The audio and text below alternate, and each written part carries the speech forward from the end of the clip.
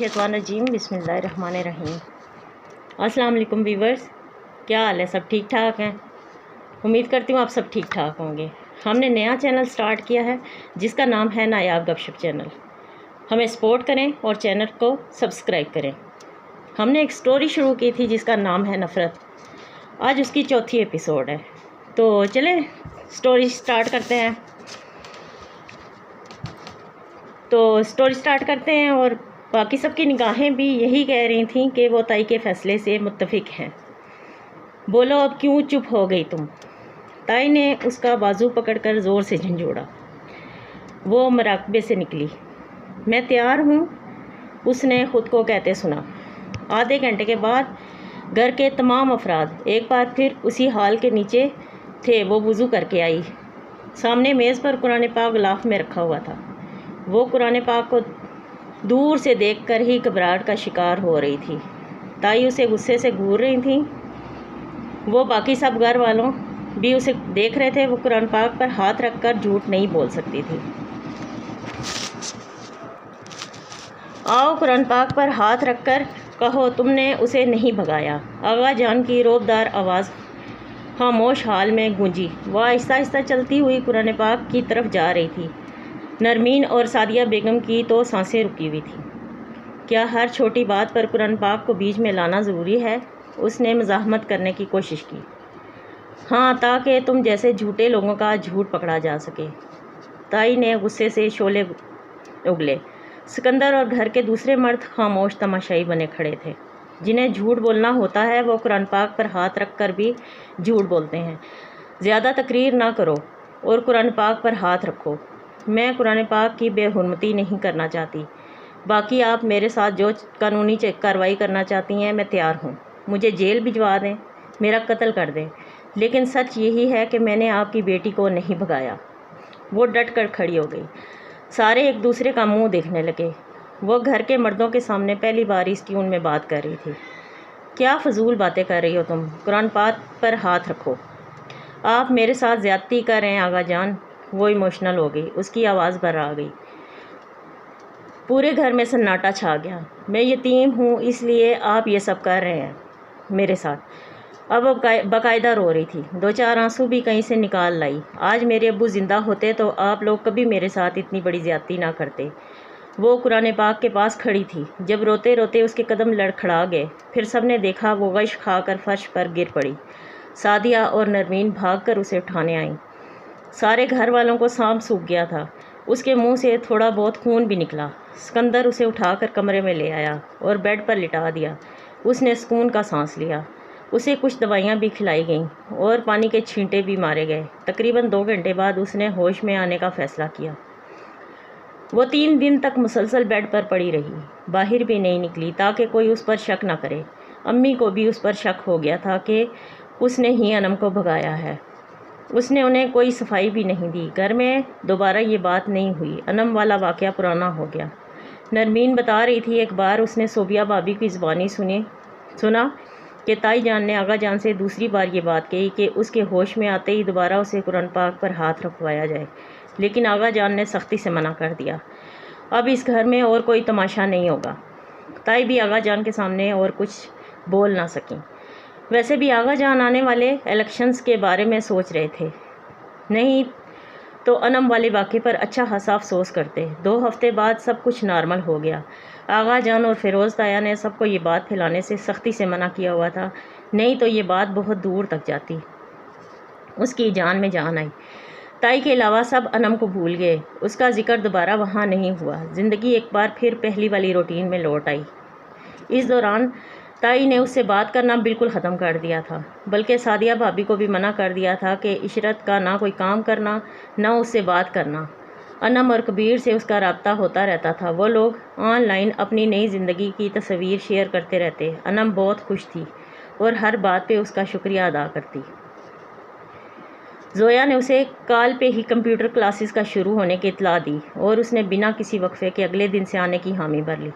तुम आगा जान से पूछ तो लो। पूछना क्या है, मेरी ज़िंदगी है, मैं जो चाहूँ करूँ, उसने 2 टोक अंदाज में कहा। अगर सिकंदर बुरा मान गया तो मनाता रहे, मुझे कोई फ़र्क नहीं पड़ता। اچھا سن، میرا سارا سامان تمہارے یہاں پڑا ہے، کل صبح لازمی یاد سے لیتی آنا۔ لیکن عشرت تم پلیز ایک بار اپنے گھر بتاؤ تو صحیح، نہیں تو بہت بڑا تماشا ہوگا۔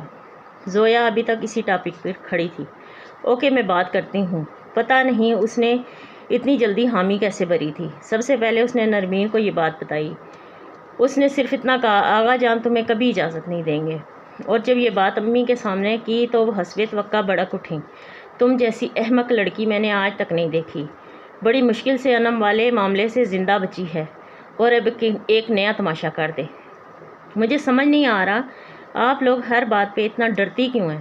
اس نے نرمین اور سعدیہ بیگم دونوں کی طرف بیک وقت دیکھا۔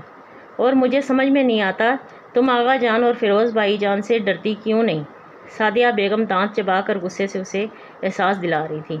آغا جان خدا نہیں ہے، خواہ مخواہ سر پر چڑھایا ہوا ہے آپ لوگوں نے سارے مردوں کو۔ تو نے جو کرنا ہے کر، میں نے تمہیں جنم دیا ہی ہے، اس کی سزا تو ملے گی نا مجھے۔ سعدیہ بیگم زور سے اس کی پیٹھ پر ایک جھانپڑ لگا کر باہر نکل گئیں۔ وہ ایموشنل بلیک میل نہیں ہونے والی تھی۔ رات کو جب آغا جان گھر واپس آئے تو وہ کھانے کے بعد فوراً اس کے پاس چلی گئی۔ وہ اپنی جا و جلال کے ساتھ تخت پر بیٹھے غرور سے سر تانے ہوئے تھے۔ سکندر بھی ان کے پاس بیٹھا ہوا تھا۔ ان دونوں کے درمیان کوئی گفتگو نہیں چل رہی تھی۔ احتیاط اس نے سر پر دوپٹہ لے لیا تھا۔ چہرے پر دنیا جہان کی معصومیت سمیٹ کر وہ آغا جان کے پاس چلی گئی۔ مجبوری تھی، یہ تو کرنا تھا۔ دونوں نے اپنی بات ادھوری چھوڑ کر اسے دیکھا۔ سکندر کی ناک پر ہمیشہ کی طرح اسے دیکھ کر غصہ آ گیا۔ اس نے بنا کسی تمہید کے اپنے آنے کا مقصد آرام سے آغا جان کے گوش گزار کیا اور وہ کسی مینڈک کی طرح پھدک کر اپنی جگہ سے اٹھے۔ تمہیں پتہ ہے تم کیا کر رہی ہو؟ وہ گرج کر بولے۔ جی آغا جان، اس نے تحمل سے جواب دیا، سکندر کی گھوریوں کی پرواہ کیے بنا۔ تمہارا دماغ تو ٹھیک ہے؟ انہوں نے دانت چبا کر اسے دیکھا۔ جی آغا جان، اس نے اسی تحمل سے جواب دیا جس سے آغا جان مزید بڑک اٹھے۔ دفع ہو جاؤ یہاں سے۔ وہ کچھ پل کھڑی انہیں گھور کر دیکھتی رہی، پھر خاموشی سے پیچھے چلی آئی۔ سکندر بھی اس کے پیچھے پیچھے آیا تھا۔ تم ہوش میں تو ہو؟ وہ اس کے ساتھ ساتھ چل رہا تھا اور اسے غصے سے دیکھ رہا تھا۔ وہ بنا اس کی طرف دیکھے تیز تیز چلتی ہوئی اپنے کمرے کی طرف جا رہی تھی۔ ہوش میں ہوں تبھی تو چل رہی ہوں۔ بکواس نہ کرو، دانت توڑ دوں گا تمہارے۔ وہ تیزی سے چلتے چلتے رک گئی۔ اس نے سکندر کی طرف دیکھا۔ توڑو دانت۔ وہ ہاتھ باندھ کر کھڑی ہو گئی۔ وہ اسے کچھ حیرت اور بے بسی کی کیفیت میں دیکھتا رہا اور پھر اس نے مٹھیاں بھینچ لی۔ توڑ دو دانت میرے، لیکن اس سے تم میرے دل کی آواز کبھی نہیں دبا سکتے۔ وہ چلا اٹھی۔ تم جانتی ہو اس گھر کے اصول۔ اب اس عمر میں باہر جا کر کمپیوٹر کورسز کرو گی تم 1000 مردوں کے سامنے۔ وہ بھی چلایا۔ میں نہیں مانتی اس گھر کے 3rd کلاس اصول، جہاں سانس لینے کے لیے بھی پابندی ہو۔ اور اس گھر کے اصول صرف عورتوں پر ہی کیوں لاگو ہوتے ہیں؟ اس وقت کہاں تھے جب تم امریکہ گئے تھے؟ وہ بنا کوئی لحاظ کیے مقابلے بازی پر اتر آئی۔ میری بات اور ہے، میں مرد ہوں۔ وہ بے بسی سے چلایا۔ تو یہ ہے تمہارے اور آغا جان کی مردانگی، اس گھر کی عورتوں پر زندگی تنگ کر دو۔ یہی سیکھ کر آئے ہو امریکہ سے۔ بے غیرتی نہیں سیکھی میں نے، اور نہ ہی بے غیرتی برداشت کروں گا۔ میں تم سے بحث نہیں کرنا چاہتی، اس لیے میرے منہ نہ لگو۔ تمہیں یہ بغاوت بہت مہنگی پڑے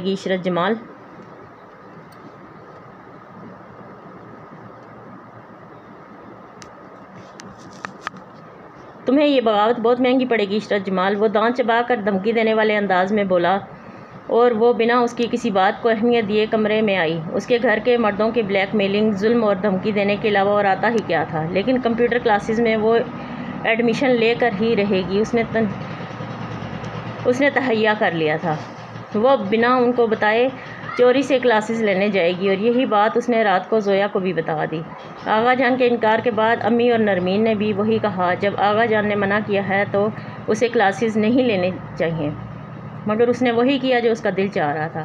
آغا جان اور سکندر کی دھمکیوں کو ہوا میں اڑا کر اگلے دن وہ کلاسز لینے پہنچ گئی۔ وہ روزانہ صبح زویا کے گھر تک جاتی اور پھر وہیں سے اسے کمپیوٹر کلاسز لینے کے لیے اپنے ساتھ لے جاتی۔ گھر کی باقی عورتوں نے شاید ہی اس کی یہ روٹین نوٹ کی ہو، لیکن کسی نے کہا کچھ نہیں۔ مردوں کے جانے کے بعد وہ چلی جاتی تھی اور ان کے آنے سے پہلے ہی واپس آ جاتی تھی۔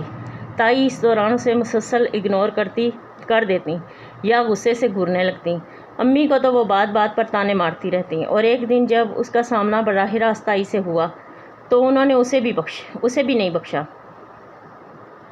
میرے سامنے یہ ڈونگ ذرا کم کیا کرو، میں جانتی ہوں انم کو تو نے ہی بھگایا ہے، اور اس دن تو ڈرامہ کر کے بچ گئی، لیکن جلد ہی تیری اصلیت سامنے لاؤں گی، تائی نے خواہ خونخوار نظروں سے اسے دیکھتے ہوئے کہا تھا۔ وہ پہلو بچا کر وہاں سے نکل آئی۔ تائی کو اس کے بارے میں 100% یقین تھا کہ انم کو بھگانے میں اسی کا ہاتھ ہے، اور اس بات کے چلتے انہوں نے ایک رات امی سے کہا تھا، سعدیہ کسی خوش فہمی میں نہ رہو کہ تمہاری آوارہ بیٹی کو میں سکندر کے لیے قبول کر لوں گی، میں سکندر کے باپ سے بات کر کے جلد ہی سارے رشتے ختم کر دوں گی۔ یہ بات اسے نرمین سے پتہ چلی، اس کے سر سے جیسے بوجھ اتر گیا، لیکن امی نے رو رو کر اپنا برا حال کر لیا، اور اسے باتیں سنانے کے علاوہ وہ کئی بار اس پر ہاتھ بھی اٹھاتے ہیں، لیکن اس کے لیے سکندر کی نسبت سے آزاد ہونے کی خوشی ہی اتنی تھی کہ وہ امی کی کسی بات کو برا نہ مناتی۔ کمپیوٹر کلاسز لیتے ہوئے اسے 1 ہفتہ ہونے کو تھا جب ایک دن سکندر نے اسے زویا کے ساتھ دیکھ لیا۔ وہ زویا کی گاڑی میں تھی، اور گاڑی ریڈ سگنلز ہونے کے بعد روڈ پر کھڑی تھی۔ اس کے بالکل لیفٹ سائڈ پر سکندر کی گاڑی آ کر رک گئی۔ نادانستہ طور پر ادھر ادھر دیکھتے ہوئے ان دونوں کی نظریں ایک دوسرے سے ٹکرائیں، پھر اس نے فوراً منہ دوسری طرف کر کے دوپٹے سے چہرہ چھپا دیا اور زویا کو چپکے سے ٹھسکا لگایا، جلدی گاڑی نکالو یہاں سے۔ کیا ہوا؟ زویا نے ہیڈ فون کان سے نکالے۔ وہ لیفٹ سائڈ پر سکندر کی گاڑی، اس نے سرگوشی کے انداز میں کہا۔ زویا نے ادھر ادھر دیکھا، پھر سکندر کو دیکھ کر فوراً گاڑی وہاں سے نکالی اور دوسری طرف موڑ دی۔ ان لوگوں کو لگا وہ سکندر کو بہت پیچھے چھوڑ آئے ہیں، لیکن اس کی گاڑی اچانک سے ان کی گاڑی کے سامنے آ کر رک گئی۔ زویا نے فوراً بریک لگایا، اگر نہ لگاتی تو کار ٹکرا جاتی۔ وہ اپنی گاڑی کا دروازہ کھول کر جب اپنی لمبی قد اور رعبدار شخصیت سے باہر نکلا تو وہ دونوں گھبرا گئیں۔ وہ سیدھا اسی کی طرف آیا اور اس کے سائیڈ والی ونڈو کھول کر اس کا ہاتھ پکڑ لیا اور غصے سے باہر کھینچا۔ زویا منہ کھول کر کچھ شرمندگی کے عالم میں سے دیکھ رہی تھی۔ یہاں کیا کر رہی ہو تم؟ ہاتھ چھوڑو میرا، سب دیکھ رہے ہیں۔ آس پاس کچھ لوگ بھی متوجہ ہو گئے تھے۔ سکندر نے ادھر ادھر دیکھا اور گاڑی کا پچھلا دروازہ کھول کر اسے دھکا دیا۔ وہ بنا کوئی مزاحمت کیے آرام سے بیٹھ گئی۔ وہ غصے سے لال ہو چکا تھا۔ اس کی شرمندگی اور خوف اب ختم ہو چکی تھی۔ اسے اب یہ سوچنا تھا کہ آگے کیا کرنا ہے، کیونکہ سکندر یہ بات ضرور آغا جان کو بتا دیتا۔ گھر پہنچ کر سکندر نے اسے کھینچ کر گاڑی سے باہر نکالا اور ہال میں لے جا کر زور سے دھکا دیا۔ وہ صوفے پر بل کھا کر گر پڑی۔ کس سے پوچھ کر تم باہر گئی تھی؟ اب وہ کھڑا زور سے چلا رہا تھا۔ شور سن کر تائی اور امی بھی باہر آ گئیں۔ کیا ہوا سکندر؟ تائی اس کے پاس آ کر کھڑی ہو گئی۔ مجھے کسی سے پوچھنے کی ضرورت نہیں ہے، وہ ہذیانی انداز میں چلائی۔ سکندر شاید اسے مارنے کے لیے آگے بڑھا، لیکن تائی نے اسے روک دیا۔ دفع کرو اسے، آؤ تم پانی پیو، چھوڑو مجھے، میں اس کی ساری اکڑ نکالتا ہوں۔ ہاں تم اور کر بھی کیا سکتے ہو بزدل مرد؟ وہ اس کے پیچھے جتنے زور سے چلا سکتی تھی چلائی۔ اس نے سنا مگر ٹھنڈی سانس لے کر نظر انداز کر گیا۔ سعدیہ بیگم نے کمرے میں اس کی الگ گلاس لی۔ میں اس کے خلاف پولیس میں رپورٹ درج کراؤں گی، وہ چادر اٹھا کر بولی۔ سعدیہ بیگم نے زور سے ایک تھپڑ اس کے چہرے پر مارا۔ تم ہمیں گھر سے نکالنا چاہتی ہو کیا؟ دفع ہو جاؤ یہاں سے۔ میں آج اس نواب زادے کو اچھے سے سبق سکھاؤں گی۔ اس کی ہمت کیسے ہوئی مجھے گھسیٹ کر لانے کی؟ یہ سکندر تھا جو تمہیں زندہ لے آیا، اگر آغا جان ہوتے تو تمہیں وہیں گولی مار دیتے۔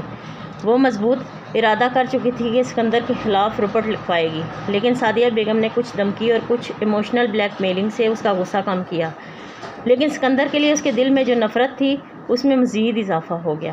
اس دوران اچھی بات یہ ہوئی تھی کہ آغا جان گھر پہ نہیں تھے، اس لیے ان کو کبھی اس بات کا علم ہی نہیں ہو سکا۔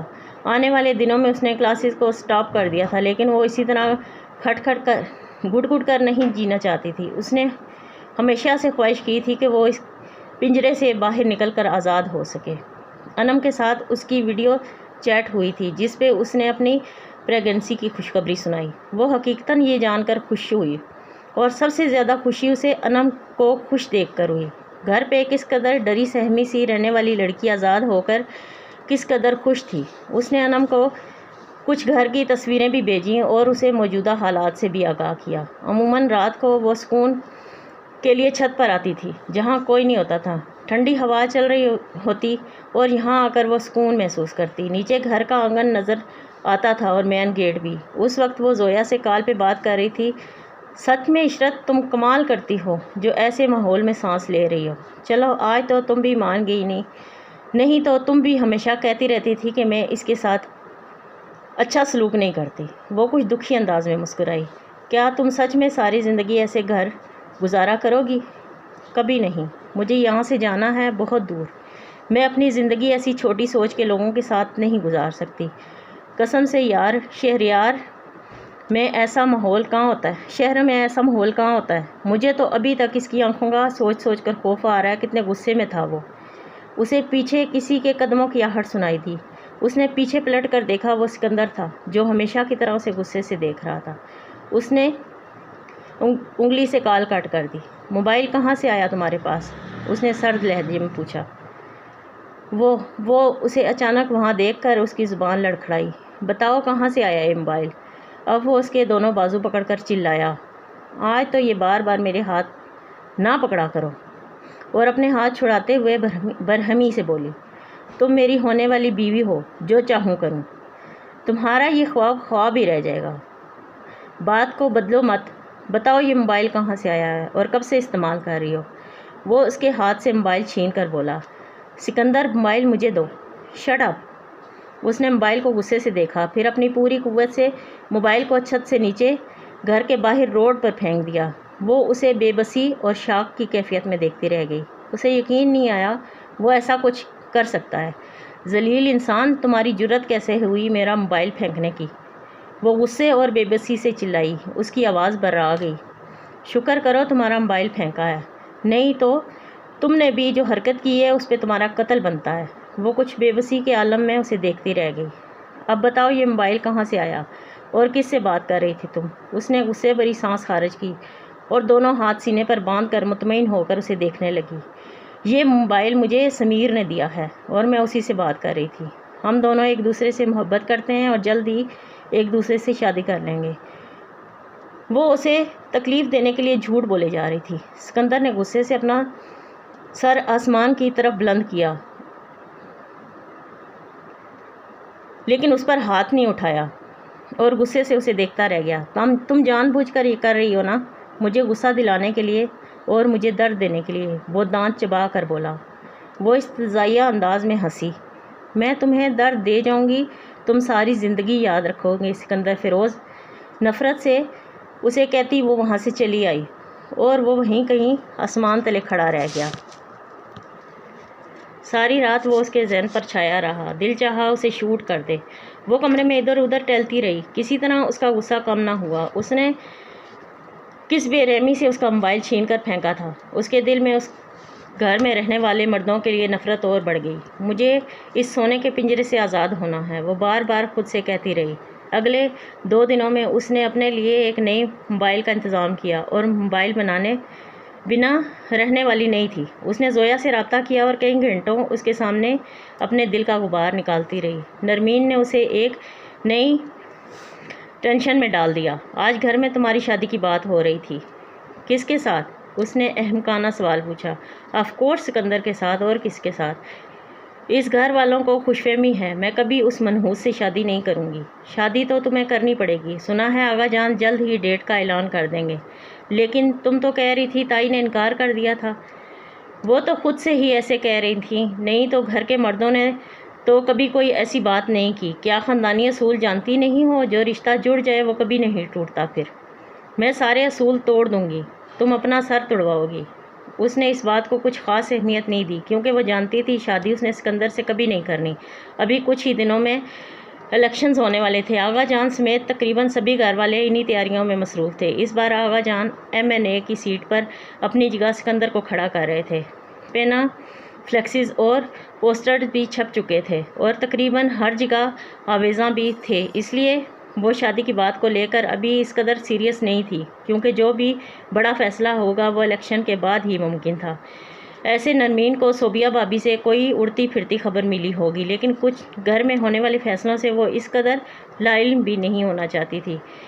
کبھی بھی کچھ بھی ہو سکتا تھا۔ وہ اوپر والی منزل پہ کھڑی تھی، نیچے ہال میں اسے اسکندر اور آغا جان باتیں کرتے ہوئے دکھائی دیے۔ دونوں ہی کسی سیریس مسئلے پر بات کر رہے تھے۔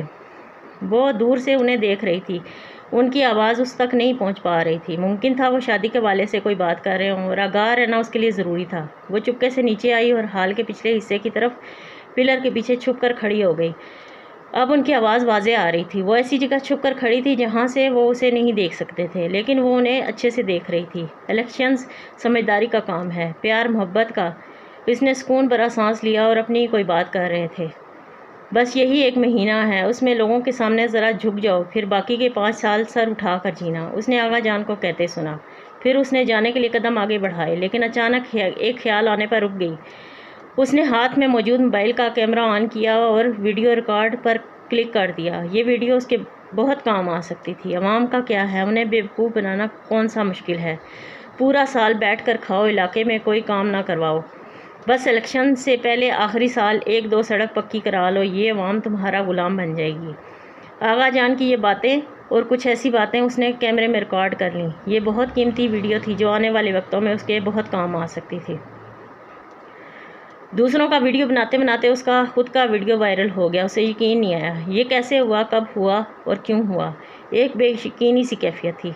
اسے اپنے چاروں طرف دھماکے ہوتے محسوس ہو رہے تھے۔ اسکندر نے ایک زناٹے دار تھپڑ اس کے چہرے پر لگایا تھا اور اس کے کان سن ہو گئے۔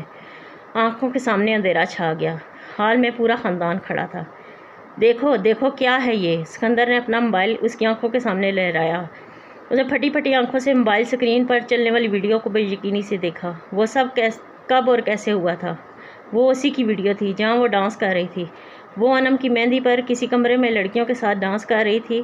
کسی بچے یا کسی لڑکی نے اس کی ویڈیو بنا لی اور اب وہ ویڈیو پورے سوشل میڈیا پر وائرل ہو چکی تھی، ٹاپ ٹرینڈز بن چکی تھی۔ اور دیکھو ساتھ ٹائٹل کیا لکھا ہوا ہے۔ اسکندر کی آواز پورے ہال میں گونجی۔ اس نے موبائل آنکھوں کے سامنے کیا، آغا جان کی پوتی مجرا کرتے ہوئے، اور اسے لگا پوری چھت اس پر آن گری ہے۔